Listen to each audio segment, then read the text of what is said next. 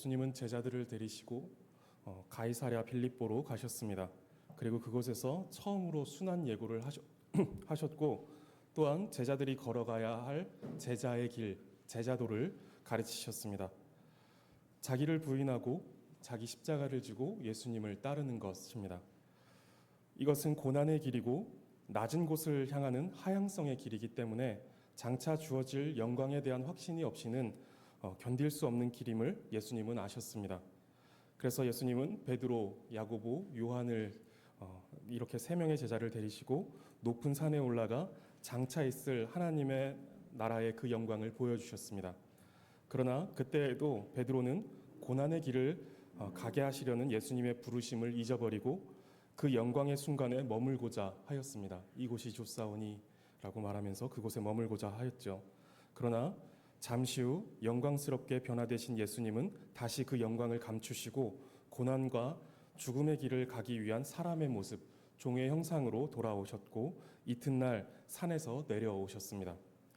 내려왔을 때 보여진 산 아래의 풍경은 많은 사람들이 그 산 아래에 머물고 있었던 9명의 제자들을 둘러싸고 있었고 그 자리에는 귀신 들린 아들과 그로 인해 슬픔과 괴로움에 억눌린 그의 아버지, 그리고 귀신 들린 자를 마땅히 긍휼히 여겨야 하는 종교 지도자가 자신들의 책무를 잊은 채 그저 예수님과 제자들을 흠잡으려고 하고 있는 모습, 그것이 이제 산 아래에서의 풍경이었습니다.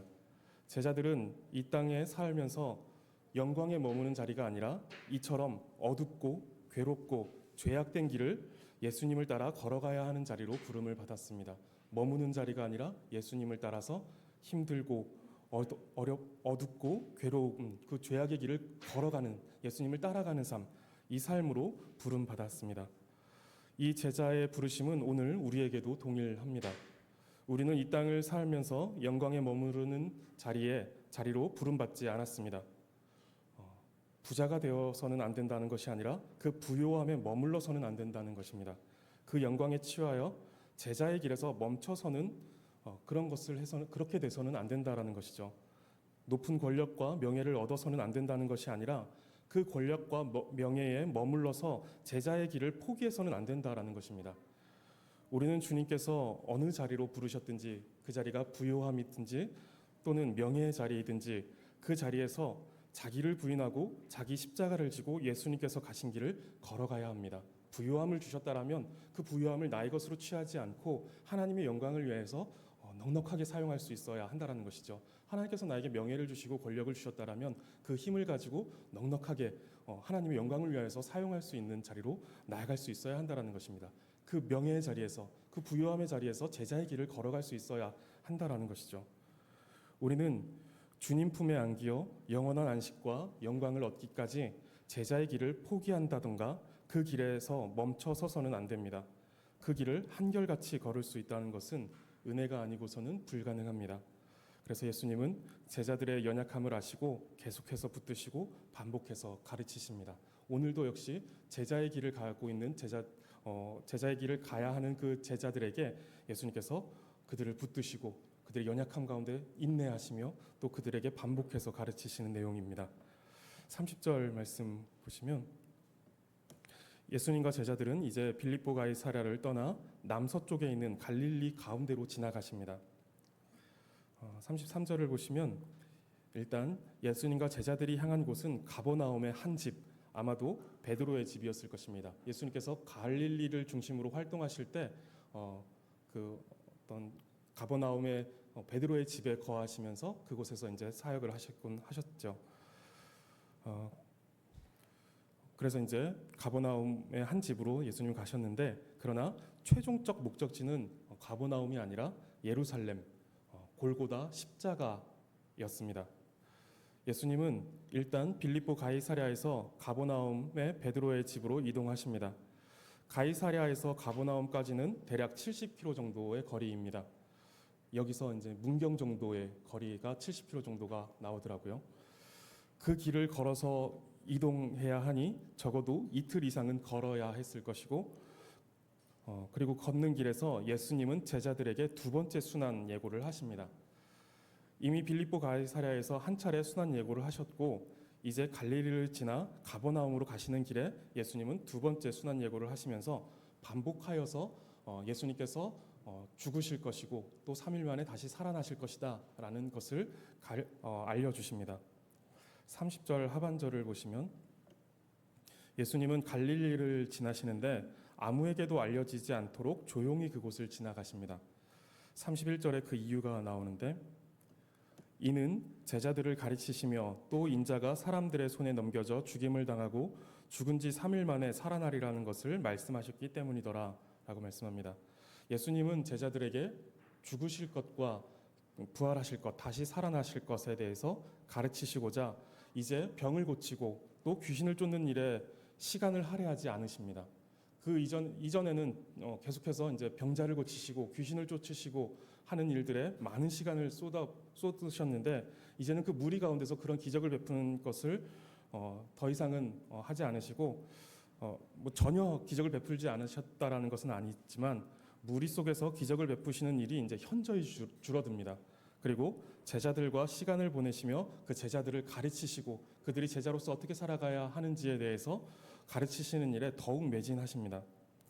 그렇게 예수님은 조용히 갈릴리를 지나시며 제자들에게 두 번째 순환 예고를 하시는데 32절을 보시면 제자들은 여전히 그 말씀을 깨닫지 못하고 있습니다.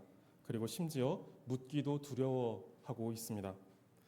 어떤 주석서들은 제자들이 예수님께 여러 차례 아직도 깨닫지 못하느냐, 너희 마음이 아직도 둔하냐 라며 책망하신 것으로 제자들의 마음이 위축되어 그래서 이제 예수님께 묻기를 두려워했다라고 말하기도 합니다. 게다가 앞서 첫 번째 순환 예고에 대해 베드로가 항변했다가 예수님께 호되게 질책을 받은 것이 더욱 제자들의 마음을 위축되게 했다라고 이렇게 말합니다.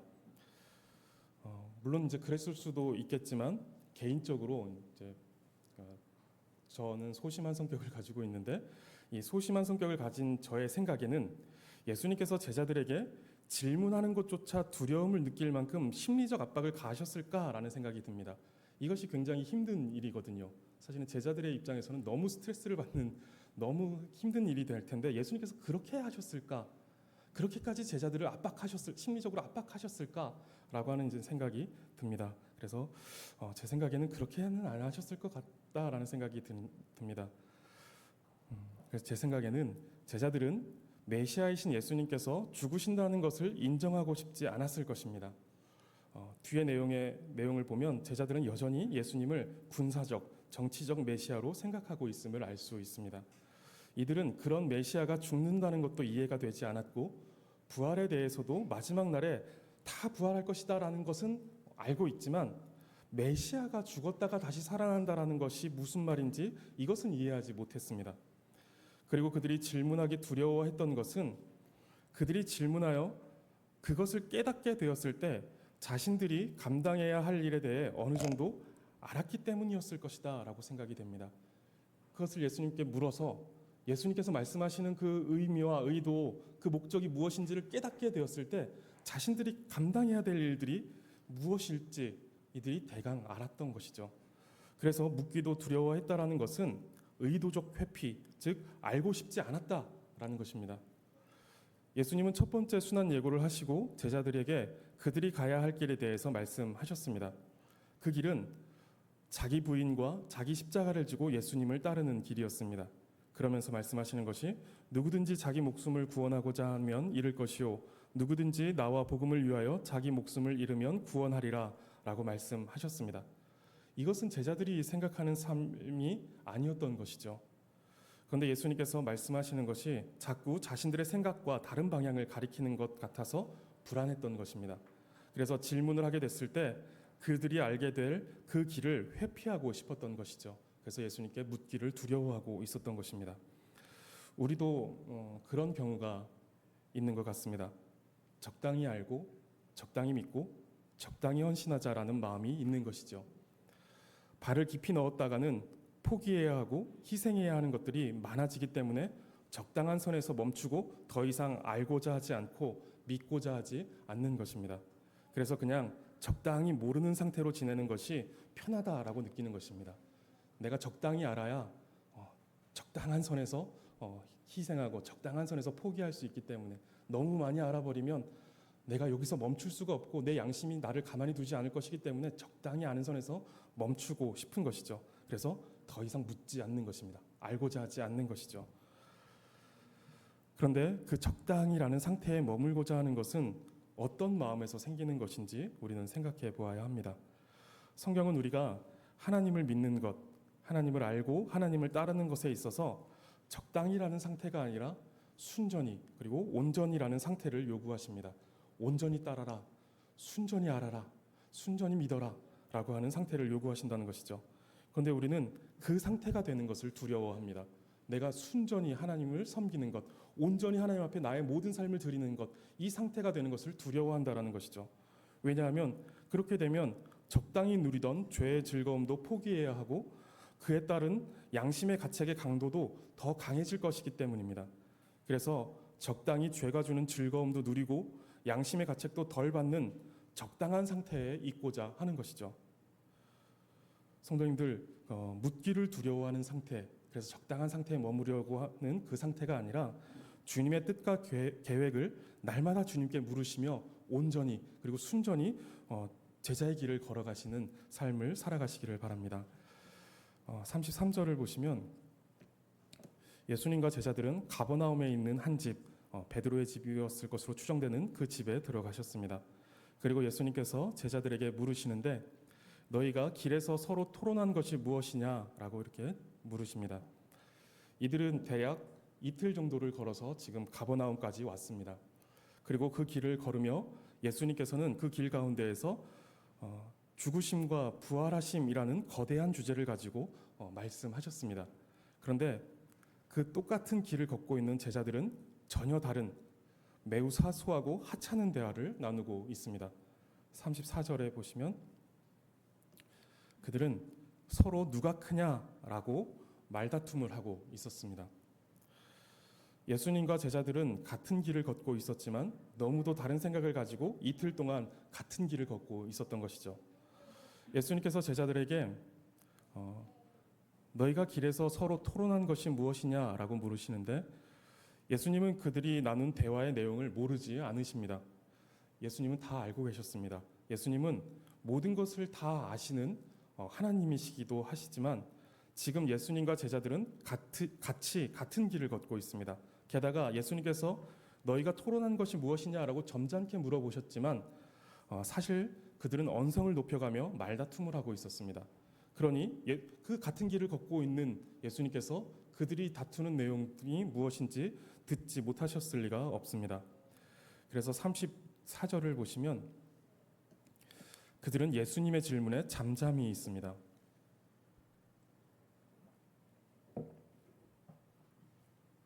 예수님께서 점잖게 그들을 존중하시며 너희가 길에서 토론한 것이 무엇이냐라고 이렇게 물으셨지만 제자들은 알고 있었던 것이죠. 자신들이 유치한 주제로 말다툼이나 하고 있었다라는 것을 알았기 때문에 그 민망함에 예수님께 대답을 하지 못하고 있는 것입니다.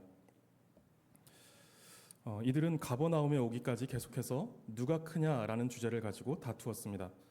이 다툼은 이들의 잘못된 메시아관 속에서 정치적 군사적 승리를 이룬 메시아의 왕국이 도래했을 때 누가 더 높은 자리에 오를 것이냐라는 이런 생각도 있었을 것이지만 이 다툼의 내용이 다툼의 그 전제가 그런 것일 수도 있었겠지만 그것에 더하여 더 근접 문맥에서 우리가 이것을 생각해 본다면 이들의 말다툼의 이유가 무엇이었을까, 누가 더 크냐라는 이 싸움을 한 이유가 무엇이었을까를 더 가까운 문맥 속에서 우리가 살펴본다면 지금 3명의 제자는 산 위에서 놀라운 하나님의 영광을 경험하였고 아래에 있던 9명의 제자는 수치와 절망을 경험했습니다. 그러면서 그 이틀 동안에 서로 달랐던 경험 속에서 어쩌면 3명의 제자는 우월감에 그리고 9명의 제자는 열등감에 사로잡혔을지 모릅니다. 그러면서 어떤 제자는 자신이 더 나은 제자다, 나는 여기서 이러한 영광을 보았다 라고 생각하며 자신이 더 우월하다라고 생각하고 말했을지 모르고 어떤 제자는 그것을 인정할 수 없었을지 모릅니다. 제자들이 굳이 서열을 정리하려고 하는 것은 그들이 어려서부터 보고 배운 문화와 관련이 있었을 것 같습니다. 물론 죄악이 반영된 인간의 문화입니다. 누가복음 14장에서 예수님은 잔치자리에 청함 받는 것에 대한 비유를 말씀하시는데, 청함을 받았을 때, 잔치자리에 청함을 받았을 때 높은 자리에 앉지 말라라고 말씀하시는 것입니다. 왜냐하면 내가 높은 자리에 먼저 와서 높은 자리에 앉아 있는데 더 높은 사람이 와서 오게 되면 그 자리에서 밀려나 끝자리로 밀려나게 될 것이다, 가게 될 것이다라고 하는 것 때문에 그렇게 말씀하십니다. 여기서 비유를 살펴보려는 것은 아니고 이 비유에 반영된 당시 사회 문화에 대해서 보려는 것입니다. 상석이 있고 말석이 있어서 아무리 먼저 와서 앉아도 더 높은 사람이 오면 그 자리를 내어줘야만 했습니다. 이런 서열의 문화가 있었던 것이죠. 제자들은 그런 문화 속에서 자라오면서 서열을 정하고 누가 더 높은지를 가리는 것이 당연한 것으로 여겨졌을 것입니다. 그리고 서열을 가르는 게, 또 그 서열을 정리해 주는 게 어쩌면 그들 마음을 더 편하게 해주는 것일 수도 있었을지도 모릅니다. 당시 사회에서 서열을 가리는 것은 잔치자리만 아니라 회당에서도 나타났습니다. 누가복음 11장 43절을 보시면 예수님은 바리새인들을 책망하시는데, 화 있을진저 너희 바리새인들이여, 너희가 회당의 높은 자리와 시장에서 문안받는 것을 기뻐하는도다. 회당의 높은 자리를 기뻐한다라고 지금 말하고 있는 것이죠. 당시 회당은 기본적으로 여성의 구역과 남성의 구역이 나눠져 있었습니다. 그래서 여성보다는 남성의 구역이 더 높은 자리였습니다. 그 남성의 구역에서도 사회적 지위에 따라 높은 지위의 남성들은 강단 근처나 벽을 따라 높은 곳에 앉았고, 상대적으로 낮은 지위의 사람은 바닥에 깔개를 깔고 앉았을 것으로 추정합니다. 이러한 서열의 문화는 우리나라도 이제 비슷하게 가지고 있었죠. 얼마 전에 이제 인기를 끌었던 폭삭 소가수다라는 드라마 보셨을지 모르겠습니다. 그 드라마를 보면 집에서 이제 밥을 먹는데 집안의 어른과 남자들이 먹는 그 밥상과 여자와 어린아이들이 먹는 밥상이 분리되어 있습니다. 그런데 그때 이제 주인공인 박보검이 남자들의 밥상에서 밥을 먹다가 갑자기 돌연 뒤를 돌아서 아내와 아이들의 밥상에서 함께 밥을 먹습니다. 당시 문화에서 아주 충격적인 행동이었다라는 것을 이제 보여주고 있는 것이죠. 드라마에서는 남자 주인공의 이러한 행동을 멋있게 그려내고 있지만, 그리고 오늘날의 이해 속에서는 그것이 멋있게 받아들여지지만 2025년도에 우리가 그것을 바라볼 땐 저건 굉장히 멋있고 혁명적인 어떤 태도다라고 이렇게 우리는 볼 수 있지만, 당시 문화 속에서는 있을 수 없는 일이고 이해와 공감을 얻어내기도 힘든 행동이었을 것입니다. 제자들도 그런 인식의 한계와 굳어진 문화 속에서 살았던 것이죠. 어딜 가도 서열이 정해져 있었던 것입니다. 그런데 예수님은 3명의 제자를 데리고 올라가셨고, 거기서 전무후무한 영광을 그들에게만 보여주셨습니다. 그리고 다른 9명의 제자는 산 아래에서 실패와 좌절을 경험하고 있었고, 서기관들에 의해 수치를 당하고 있었습니다. 예수님께서 3명의 제자만 데리고 가시고 9명의 제자는 그 아래서 그런 수치를 당하게 하시는 그런 일들이 예수님께는 의도와 계획 가운데 있으셨겠지만 그것이 그들의 높고 낮은 지위를 결정해 주는 것은 아니었습니다. 예수님께서 사시는 하나님의 나라의 원리 속에는 누가 큰 자이고 누가 낮은 자인지에 대한 개념이 없습니다. 큰 자, 작은 자의 개념이 없다라는 것이죠. 마가복음 11장과 누가복음 7장에서 세례 요한을 가리켜서 하나님 나라에서는 극히 작은 자라도 그보다 크니라 라고 말씀하십니다.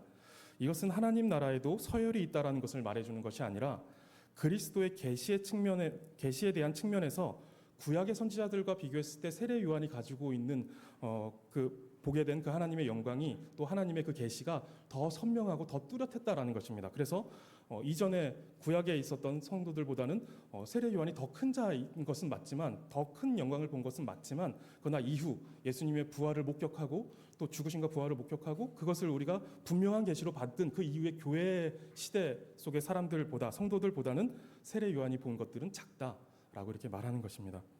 서열이 아니라 그리스도의 계시와 관련하여 더 밝히 본 자와 덜 밝히 본 자의 차이를 말씀하시는 것이지, 하나님 나라에 큰 자와 작은 자가 있다라는 것을 말씀하시는 것이 아닙니다. 달란트 비유를 보시면 5달란트를 받은 자는 그에 맞는 열매를 받으시며 칭찬하십니다. 그리고 2달란트 받은 자는 그에 맞는 열매를 받으시며 칭찬하십니다. 2달란트 받은 자에게 5달란트를 요구하지 않으시고 5달란트 받은 자에게 10달란트를 요구하시지 않으시는 것이죠. 여기서 다섯 달란트를 맡기신 사람이 높고 2달란트를 맡기신 사람이 낮은 것이 아니다라는 것입니다. 그러한 것이 하나님 나라에서의 원리가 아니라는 것이죠. 그저 하나님의 의도와 뜻을 따라 그에게 누군가에게는 5달란트를 맡기셨고 누군가에게는 2달란트를 맡기셨습니다. 누군가에게는 높은 자리에 앉게 하셨고 누군가에는 낮은 자리를 앉게 하셨다라는 것이죠.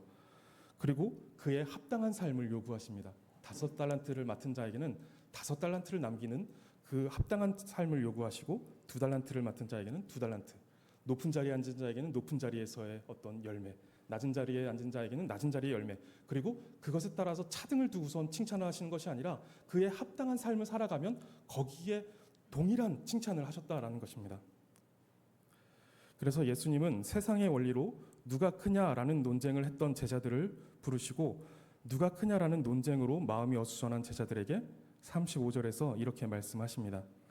누구든지 첫째가 되고자 하면 뭇사람의 끝이 되며 뭇사람을 섬기는 자가 되어야 하리라. 이런 하나님의 나라의 원리를 설명하시는 것입니다.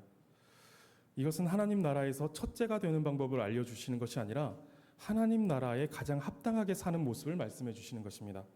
세상에서 첫째가 되려고 하지 말고 하나님 나라에서 첫째가 되어라 라고 하는 이런 높아지고자 하는 욕망을 들추시는 것이 아니다라는 것이죠. 이것은 하나님 나라에서 첫째가 되라는 것이 아니라 아예 그런 높아지고자 하는 생각을 버리고 낮은 자리에서 섬기는 자가 되라라고 말씀하시는 것입니다. 이 땅이든 천국이든 어디서든 높아지고자 하는 그 욕구 자체를 다 깨부수고 낮은 자리에서 섬기는 자로 살아가라라고 하는 것이죠. 간혹 서비스업에 종사하거나 정치를 하시는 분들 중에 자신의 이익을 위해서 자신을 낮추시는 분들도 있습니다. 그렇게 높아지기 위한 방법으로 낮추라고 말씀하시는 것이 아닙니다. 하나님 나라에서 아무리 섬겨봤자 높아지지 않습니다. 아무리 저 끝에 가서 누군가의 발을 닦는 그런 가장 낮은 자리에 처하면서 아무리 섬겨봤자 천국에서 높아지지 않는다라는 것입니다. 왜냐하면 천국에서는 높아지는 개념 자체가 없습니다. 섬기는 것 자체가 하나님 나라의 풍경이고 그것이 가장 큰 기쁨이고 영광이라는 것을 지금 말씀하고 있는 것입니다. 천국에서는 더 높은 자, 하나님 이외에 더 높은 자는 없고 모두가 다 서로를 섬기고 모두가 다 더 낮은 자리에서 서로를 섬기려고 하는 그런 것이 천국의 풍경이다라는 것이죠. 예수님은 하나님 나라의 원리와 제자들이 가지고 있는 세상의 원리를 더 실감나게 대조하시고자 한 예를 보여주시는데 36절에 한 어린아이를 데려다가 그 아이를 안으시면서 37절에서 이렇게 말씀하십니다. 누구든지 내 이름으로 이런 어린아이 하나를 영접하면 곧 나를 영접하며 누구든지 나를 영접하면 나를 영접함이 아니요 나를 보내신 이를 영접함이니라.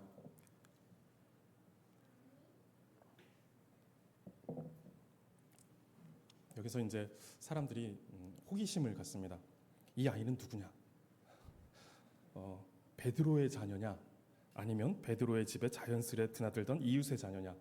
천주교에서는 베드로가 결혼조차 하지 않았다라고 이야기하죠. 그러니까 베드로에게 자녀가 있다라는 것은 이거 큰일 날 일이 되는 것이죠. 그러니까 이게 누구의 아이냐? 지금 예수님께서 말씀하시는 장소는 베드로의 집인데 지금 예수님이 끌어안으신 이 아이는 누구의 아이냐? 성경이 명확히 이야기하지 않는 것에 대한 지나친 호기심을 갖는 것은 우리에게 유익하지 않습니다. 다만 지금 예수님께서 제자들을 가르치시는 장소가 집안이고 거기에 가족이든 이웃이든 아이가 있었던 것으로 보입니다. 어찌되었든 예수님은 그 아이를 안으시고 그 아이를 영접하는 것이 나를 영접하는 것이다 라고 말씀하십니다. 당시 사회의 첫째는 종교, 정치, 학문적 지배층에 있는 제사장, 왕, 서기관과 같은 이들이고 섬기는 자는 어떤 권리도 행사할 수 없는 신분에 속한 사람으로 종이나 여성이나 어린아이와 같은 이들을 말합니다. 당시 유대인들이 사용한 아람어, 유대인들은 일상에서 아람어를 사용했는데 그때 이 아람어에 어린아이와 종이 동일한 단어였습니다. 어린아이와 종이 똑같은 단어였다라는 것이죠. 종은 인격적 대우를 받지 못하고 재산의 일부로 여겨졌습니다. 우리가 부동산이라고 하는데 이제 동산으로 여겨진 것이죠. 움직이는 재산이라고 해서 종은 그러한 재산의 일부로 여겨졌는데 지금 그 종과 똑같은 단어로 어린아이를 부르고 있는 것입니다. 그만큼 이제 어린아이의 사회적 지위가 낮고 천하게 여겨졌다라는 것이죠. 그런 어린아이를 예수님께서 안으시고 누구든지 내 이름으로 이런 어린아이 하나를 영접하면 곧 나를 영접함이요 라고 말씀하십니다. 예수님은 사회적으로 아무런 권리를 갖지 못한 어린아이를 예수님을 대변하는 존재로 내세우십니다. 이 아이를 섬기는 것, 이 아이를 영접하는 것이 나를 영접하는 것이다 라고 말하면서 예수님 자신을 대변하는 존재로서 어린아이를 어떤 지위를 갖지 못한 낮고 천한 지위에 있는 어린아이를 그렇게 대변하는 존재로 내세우십니다. 그를 대하는 것이 곧 예수님을 대하는 것이다 라고 말씀하시면서 이 어린아이로 대표되는 낮고 천한 지위에 있는 사람들을 제자들이 어떻게 대해야 하는지에 대해서 지금 말씀하시는 것이죠. 높은 자리에 오르고자 하는 욕망으로는 하나님의 나라를 살아갈 수가 없고 하나님의 나라를 드러내 보일 수가 없다는 것입니다. 그러한 모습으로는 제자의 길을 갈 수 없다라는 것이죠. 예수님은 가장 높은 분이시지만 가장 낮은 자를 섬기시고자 사람이 되셨고 자기 목숨을 내어주시기까지 죄인들을 섬기셨습니다. 예수님은 첫째가 되고자 논쟁한 제자들에게 자신을 무가치한 어린아이와 동일시하시며 자기를 영접하듯 그와 같은 낮은 자를 받아들이고 섬기라라고 교훈하십니다. 높은 자의 자리에 올라가려고 하지 말고 이 어린아이를 섬겨라. 그것이 곧 나를 영접하는 것이다 라고 교훈하십니다. 그렇게 가장 낮은 자를 영접하는 것이 자신을 영접하는 것이고 한 걸음 더 나아가 그렇게 하는 것이 곧 자신을 보내신 분을 영접하는 것이다 라고 말씀하십니다. 하나님을 영접하는 것이 된다라는 것이죠. 지금 예수님은 첫째가 되고자 하는 제자들에게 첫째가 되는 방법을 알려주시는 것이 아니라 그러한 개념과 원리를 깨부수고 높아지고자 하는 상향성의 원리를 꺾어 낮은 자리로 내려가 섬기는 하향성의 원리를, 예수님께서 살아가셨던 그 하향성의 원리를 가르치시며 그것이 하나님 나라의 원리이고 또한 그것이 하나님을 영접하는 일이다라고 말씀하십니다. 지금 이 하향성의 원리와 섬기는 삶의 방식이 그저 착하고 겸손한 삶을 사는 그 방법이 아니고 이웃을 사랑하는 바른 관계를 맺고 하나님을 사랑하는 바른 관계를 맺는 영적 원리임을 가르쳐 주시는 것입니다. 제자들은 누구보다 하나님 나라를 보여줘야 하는 자들입니다. 제자들의 공동체는 세상적 기준과 힘의 논리로 서열을 깔끔하게 정리하여 잘 다스려지는 나라를 보여주는 자들이 아니라 그들 가운데 있는 어린아이와 같이 낮은 자를 예수님과 하나님을 모시듯 환대하고 섬기는 것을 통해 하나님 나라의 원리를 보여주는 자들이 되어야 하는 것이죠. 그러니까 높이 올라가 어떤 서열을 보여주면서 이런 깔끔한 나라가 하나님의 나라다라고 보여주는 그런 것이 이제 제자들이 보여줘야 되는 삶이 아니라 더 낮은 자리에서 이 어린아이와 같은 자들을 섬기며 그러면서 하나님을 영접하고 하나님을 섬기는 그런 원리를 보여주는 것이 제자들이 보여줘야 되는 하나님의 나라다라고 하는 것이죠. 오늘날 제자들의 공동체인 교회는 하향성의 원리가 적용되어 모든 사람을 섬기되 가장 낮은 자리에서 가장 낮고 천한 자의 발까지도 닦아줄 수 있어야 합니다. 그리고 그 낮고 천한 자 안에서 예수님을 발견하고 또 예수님 안에서 하나님을 발견하는 곳이 교회가 되어야 한다는 것이죠. 교회는 하나님의 나라를 세상에 보여주는 유일한 공동체입니다. 그런 우리 안에 하나님의 나라가 세워져 있는지, 우리가 이 세상 가운데 하나님의 나라를 보여줄 수 있는 그런 어떤 조건이 갖추어져 있는지는 성도 간에 어떤 태도를 취하고 있느냐가 증명해 줍니다. 우리가 이 세상 속에 참된 하나님의 나라를 보여줄 수 있고 하나님의 나라의 그 원리의 탁월함을 보여줄 수 있는 그런 자격과 조건이 우리 속에 갖추어져 있느냐, 이것은 우리가 서로를 어떻게 대하느냐라는 것을 보면 알 수 있다는 것입니다. 저는 어떤 권력의 구조가 들어오지 않은 지금 저희 교회의 모습이 좋습니다. 아직은 미조직 교회인 것이죠. 장로도 세워지지 않고 안수 집사도 세워지지 않은 어떤 당회가 만들어져 있지 않은 미조직 교회. 그래서 모두가 다 성도로 이렇게 불려지는 그러한 교회 모습이 너무 좋습니다. 그런데 시간이 지나고 교회 안에 제도와 정치가 필요하게 되는 때가 올 것입니다. 그리고 이제 교회는 그러한 모습 속에서 이제 어떤 더 큰 힘을 갖게 되는 것이죠. 그때 어떤 제도와 정치가 필요하게 되는 그때에 아주 성숙하게 하나님 나라의 원리를 따라 교회 정치가 실행되기를 바랍니다. 그러기 위해선 지금부터 우리는 준비를 해야 되는 것이죠. 직분이 계급이 되지 않고 서열이 되어서는 안 됩니다. 목사의 제왕적 태도가 있어서는 안 되고 장로에게 주어진 영적 권위가 성경을 떠나 남용되어서는 안 됩니다. 집사는 그 이름처럼 교회의 영적 사물을 처리하는 일을 수행하는 것에 있어서 충실해야지 다른 생각을 해서는 안 됩니다. 교회 안에서 일어나는 정치의 원리는 겸손과 섬김입니다. 목사가 더 잘 섬겨야 한다, 장로가 더 겸손해야 한다, 집사가 더 헌신해야 한다라는 식으로 생각해서도 안 됩니다. 물론 잘 섬기고 겸손하며 헌신해야 합니다. 그러나 누군가에게 더 특별한 잣대, 또 다른 잣대가 주어지는 것은 또 다른 서열과 그릇된 원리를 낳게 됩니다. 목사는 목사의 역할에서 최선을 다해 겸손과 섬김으로 교회를 섬겨야 할 것이고, 장로와 집사 역시 그들에게 맡겨진 역할을 감당해야 할 것입니다. 그리고 모든 성도는 서로 간에 더 겸손함과 섬김으로 다가가야 합니다. 이것이 성경적 정치의 원리이고 또한 하나님 나라의 원리입니다. 그리고 제자가 살아가는 삶의 원리이기도 합니다. 제자는, 그리고 제자들의 공동체인 교회는 이렇게 높아지고자 하는 삶이 아니라 낮은 자리에서 힘없고 약한 자들을 섬김으로 그리스도와 같은 길을 걸으며 하나님의 나라를 드러내야 합니다. 성도님들의 삶과 교회의 모습 속에서 겸손과 섬김이라는 제자로서의 성품이 진실되게 드러나기를 바랍니다. 그러므로 치열한 경쟁과 높아지고자 하는 욕망이 가득한 이 세상에서 하나님 나라를 보여주며 겸손과 섬김의 끝에서 십자가에 달리신 예수님을 드러내는 우리의 삶이 되기를 바라겠습니다. 기도하겠습니다. 하나님, 높아지고자 하는 욕망이 가득한 우리에게 겸손히 섬기는 하나님 나라의 원리를 가르쳐 주시니 감사합니다. 우리가 주님의 제자로 살아갈 때 겸손과 섬김이라는 경건한 성품을 갖게 하여 주시고 진실되게 그 성품을 드러내게 하여 주시옵소서. 또한 교회 안에서 직분자가 세워질 때 교만한 마음이 틈타지 않게 하시고 겸손과 섬김의 원리를 가지고 교회와 성도를 잘 섬기는 직분자로 준비되게 하여 주시옵소서. 그래서 교회 안에서 나타나는 정치의 모습이 세상과 같지 않고 하나님의 나라와 같아서 아름다운 천국을 이루는 모범적인 교회가 되게 하여 주시옵소서. 높아지고자 하는 자가 부끄러움을 당하고 낮아지고 섬기고자 하는 자가 칭찬받고 존중받는 하나님의 나라의 원리가 선명하게 드러나는 이 교회가 되게 하여 주시옵소서. 감사드리며 예수 그리스도의 이름으로 기도드립니다. 아멘. 우리 주신 말씀을